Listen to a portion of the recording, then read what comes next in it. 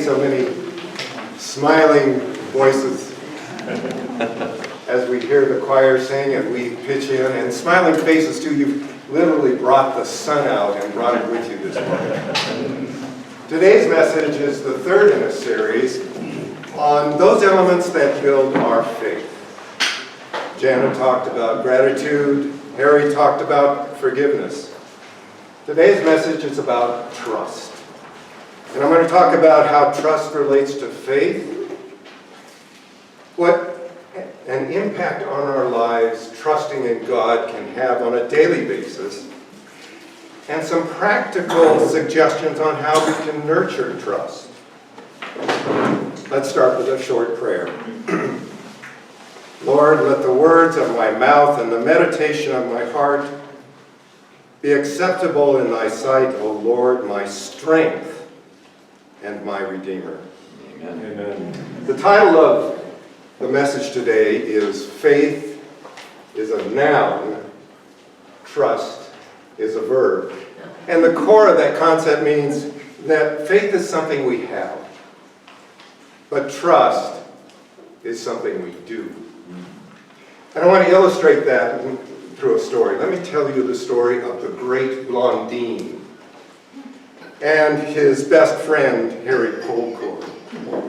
Blondine was the preeminent tightrope walker of the 18th century. He was the first person to ever cross Niagara Falls on a tightrope. In those days, they didn't have steel cables, so he stretched a hemp rope from the American side to the Canadian side, 1,300 feet. And he used guy ropes, every 20 feet to help stabilize that rope, except for 50 feet in the middle where the rope swayed and dipped dangerously. But Polcourt was a genius. Through his marketing, tens of thousands of people showed up to witness this extravaganza. Shortly after 5 p.m., on June 30th, 1859, the great Blondine began his trip across that 1,300 feet. You can imagine the mist soaking that cable, that rope, making it slippery. He walked slowly across until he reached that swing part in the middle, and then he sprinted the last part. After a short rest, he came back, only he was carrying a box camera, which he set up and took pictures of the crowd. He announced his encore performances, and so in the weeks that followed, he walked backwards. He walked blindfolded. He did a backflip. He cooked an omelet. But one of his most intriguing experiences was with a wheelbarrow. He got out a wheelbarrow, set it up on the tightrope, and said to the crowd, "Do you have faith? Do you believe I can get across without falling?" The thousands that were there said, "Yes, we believe you can do it." And then he asked, "Which one of you want to go in my wheelbarrow?" Stone silence. But his greatest exhibition was in August of 1859, when he walked across the rope to the Canadian side, and then the crowd was horrified to see him carrying his best friend on his back across the cable. Through that swaying part, some of those guy wires broke because of the added weight, but they made it safely across. So this kind of illustrates the difference between faith and trust, right? Faith is that noun. It's the belief that God is the sovereign creator of all things and that he will complete his promises to you. Trust, on the other hand, is a verb. It's something you do or act upon. And this is the core idea I'm trying to impart today. Trust puts faith into action. Amen. Trust puts faith into action. It means relying on God and his promises. The story of Blondine and Colcord illustrates that difference. The spectators had faith, right? They had faith. But it was only Colcord who had trust. Trust is a willful choice and results in action. It changes the way you behave. But faith means giving up. It means acknowledging that you do not always have control over the most important outcomes of your life. Trust allows us Christians to take what is called that leap of faith. Soren Kierkegaard, the famous 19th century philosopher, said that, reason can only take you so far. In matters of faith, reason is not enough. Instead, trust is the abandonment of reason. Sometimes it just doesn't make sense to trust. For Kierkegaard, trust is the willingness to take what he called that leap of faith. And that leap of faith means that at times you can be put in some pretty uncomfortable positions, right?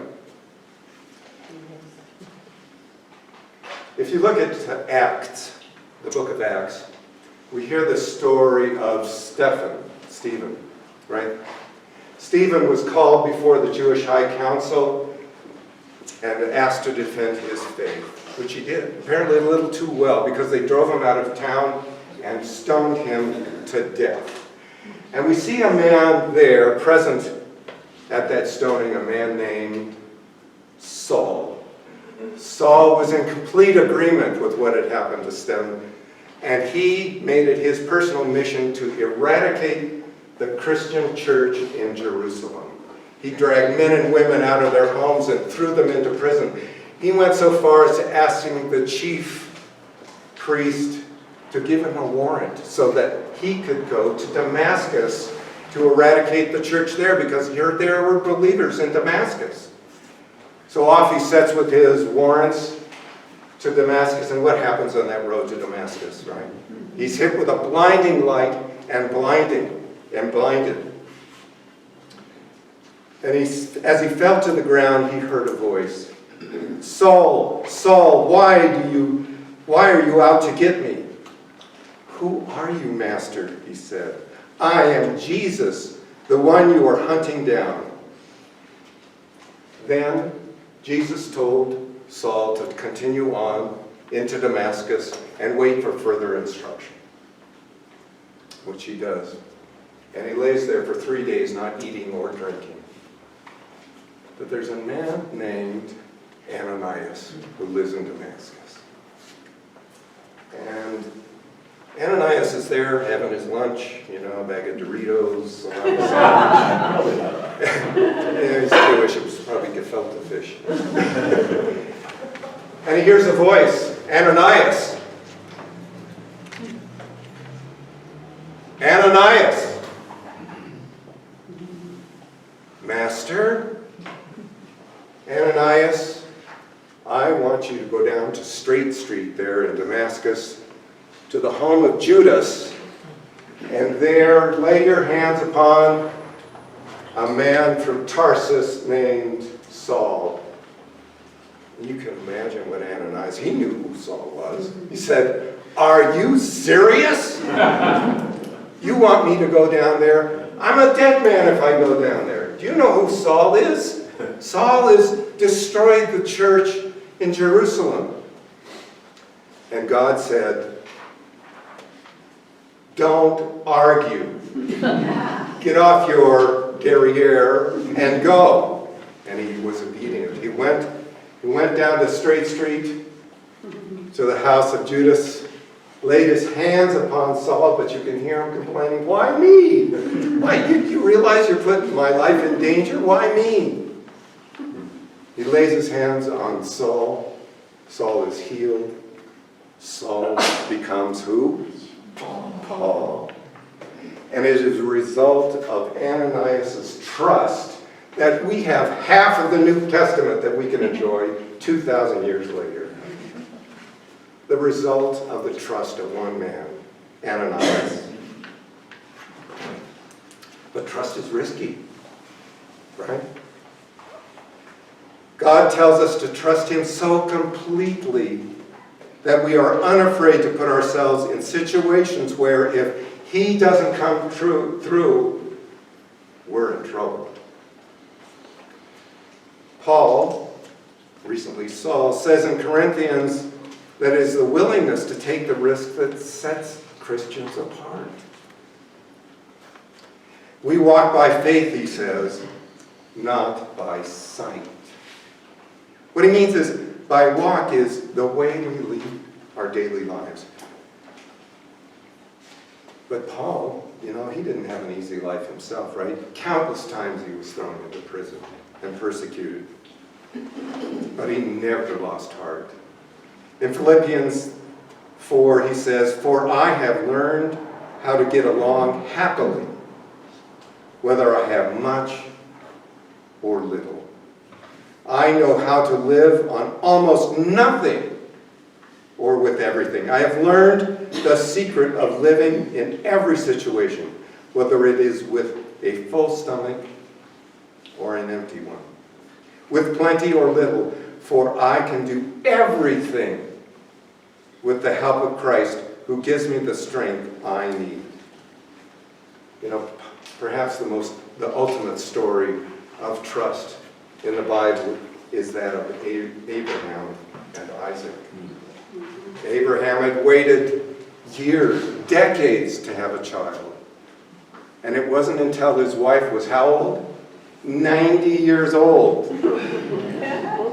That's when she became pregnant, and they had this child that they had so longed for. Yet one day God comes to Abraham and says, "Abraham, I want you to give me Isaac as a sacrifice." And he wasn't saying to Abraham, I want you to have Isaac dedicate his life to. This was going to be a human sacrifice.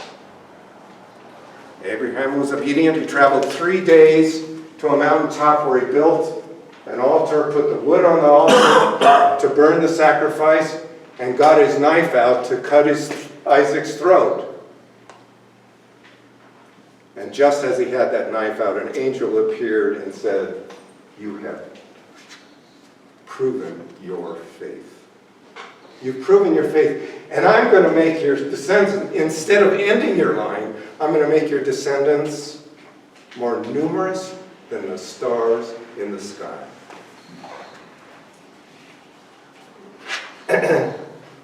But we can trust in the wrong things. I don't know about you, I trust in my 401k. We trust sometimes that our Social Security checks are going to show up on time. Not always, but we kind of hope and trust that they're going to be there. But as anyone can tell you, when the rest of your life isn't going well, you don't look at that bank balance for comfort, do you? Right?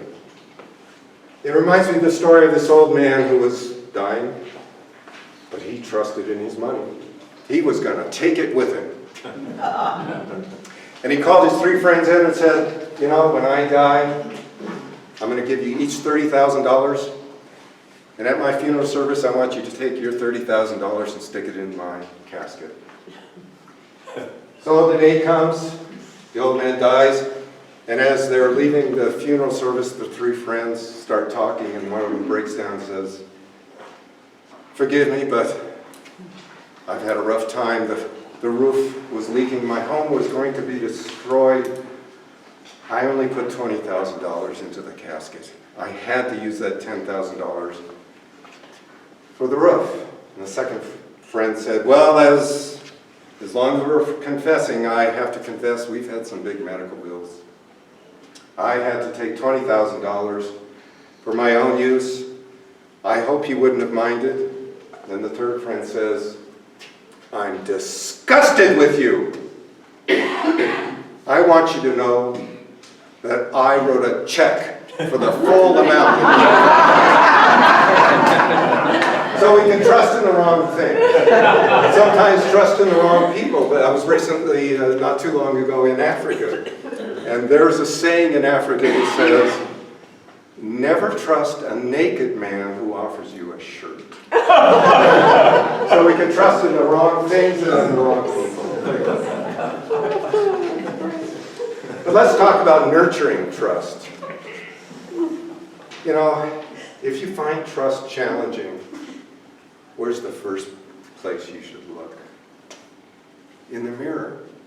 Because it's not God that may be untrustworthy. It's whether or not we have the capacity for trust. That's the difference. So what are some of these sort of practical suggestions that I've come up with as I've read through the literature? First is learning patience and the art of giving up. It sometimes means, trusting God sometimes means having to wait. You know, when the Israelites were brought into Egypt and were in bondage, they cried to the Lord. In Exodus it says, years passed and the king of Egypt died. But the Israelites still groaned beneath their burden of slavery. They cried out for help, and their pleas for deliverance rose to God. God heard their cries and remembered his covenant promise to Abraham, Isaac, and Jacob. He looked down on the Israelites and felt deep concern for their welfare. But they waited 200 years before they were delivered from slavery. So God doesn't promise that everything will turn out the way we want it and in our time frame. Whatever happens, we can trust that it is part of God's plan. And take note, his plan might be different than ours. In the example of Exodus, the Jews had waited a long time for the promise to be kept, but God rescued them when he knew the time was right. Second suggestion is what I call embedded believing. And you've kind of done that already. You're here. One way to maintain that trust is to embed yourself in the community of those who believe. And that means talking to your fellow believers, but more importantly, listening to them and the examples in their lives of how trusting God has made an impact on their lives. Next is what I call building your trust muscle. Start small. What if each of us here today said, Lord, one thing. Today, one thing. Just this one thing I'm going to trust you with. Will that help build that muscle? It means starting to match your actions with your words. In the second chapter of James, it says, what good is it, my brothers and sisters, if someone says he has faith, but does not have works, actions? Can that trust save him? If a brother or sister is poorly clothed and lacking in daily food, and one of you says to them, go in peace, go in peace, be warmed and filled, without giving them the things needed for the body, what good is that? So also faith by itself, if it does not have works, if it does not have deeds, is dead. Next, appreciate that trust is a two-way street. We talked about trusting God, but does he have reason to trust us? Lastly, let me tell you the story of the priest who was losing his faith. He lived in a community where he saw great poverty, and he saw great suffering, and he said to himself, why and how can there be a merciful God if there is so much misery in the world? And he went to his bishop and asked that question, and the bishop's response was, Fake it. So we've talked about how faith can build trust. But what if we trusted first? You know, so often we go around in this world looking through life in a periscope, through a periscope. We see this much of the world. What if we trusted first and then looked for the ways God has fulfilled his promises to us? How could that not help but build our faith? And so that's my message today. What are the 5 ways to nurture trust? Learn patience and the willingness to give up. Embed yourselves in a community of believers. Build your trust muscle. Appreciate trust as a two-way street. And if all else fails, fake it. Let's end with a short prayer. Lord, instill in us the capacity to trust you, to rely on you, to believe that you will come through for us. Inspire us to trust you with that one thing. In Jesus' name we pray. Amen.